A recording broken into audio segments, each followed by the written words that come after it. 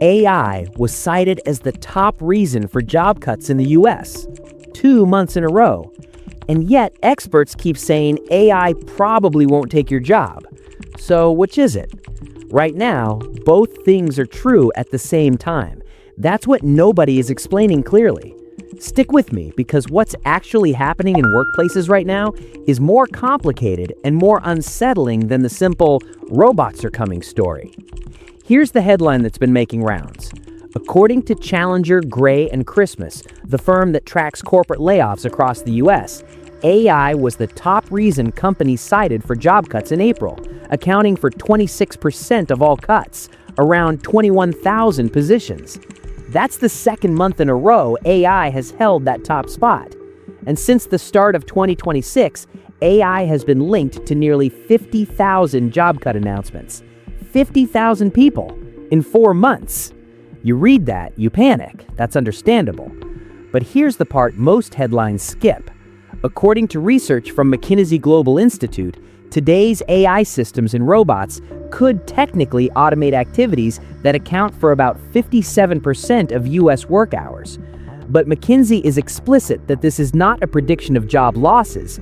It's a measure of technical potential in tasks, specific activities within jobs, not entire roles. And that distinction matters more than almost anything else in this conversation.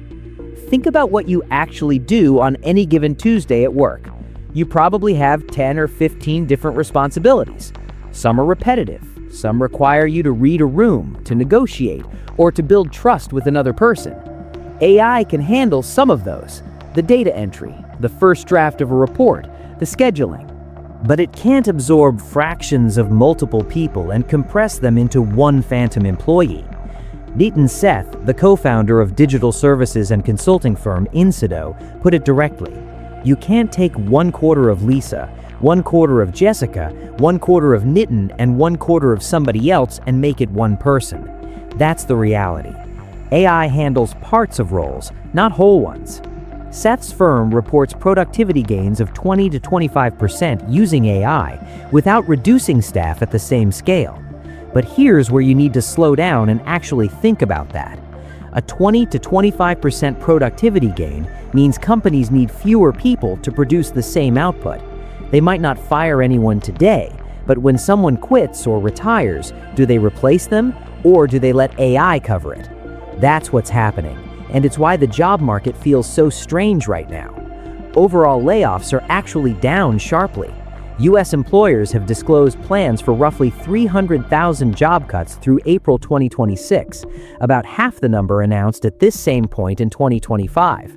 On paper, that sounds like good news. In many industries, it is. Tech is a completely different story. The tech sector alone has seen nearly 85,500 job cuts through April 2026, a 33% increase from the same period last year. It's the highest year-to-date total since 2023, when the industry went through its record layoff cycle.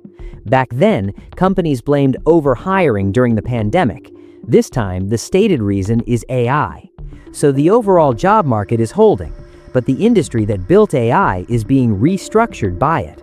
Software engineers, product managers, data analysts, all being cut as companies move money away from human headcount and directly into AI infrastructure.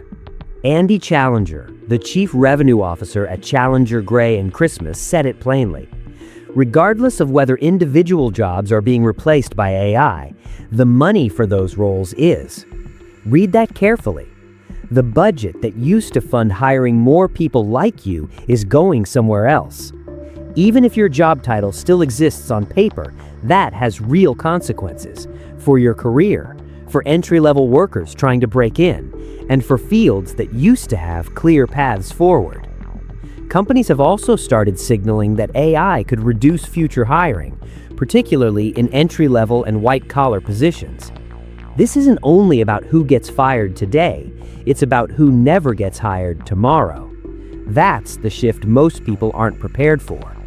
So what does all of this actually mean? AI isn't tearing through entire professions at once. What it's doing is quieter. It's trimming headcounts at the edges. It's removing the need for that second or third hire. It's letting one person do what two people used to do. And it's redirecting the money that would have gone to salaries into bigger AI investments, which makes AI more capable faster, which accelerates the whole cycle. Most people's jobs are not going to disappear tomorrow, but most people's jobs will change significantly, probably within the next 2 to 3 years. The tasks that justify your salary will need to shift toward things that require judgment, relationships, context, and accountability, things a machine can't replicate reliably. The workers who get displaced first, and this is already happening, are the ones whose entire role is built on tasks AI can already do cheaply and consistently.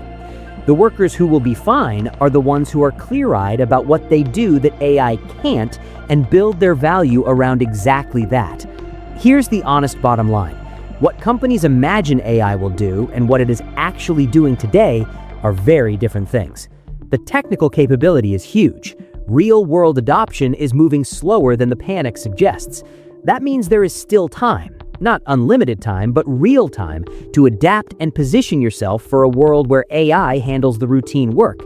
The question is whether you use that window or spend it reading headlines.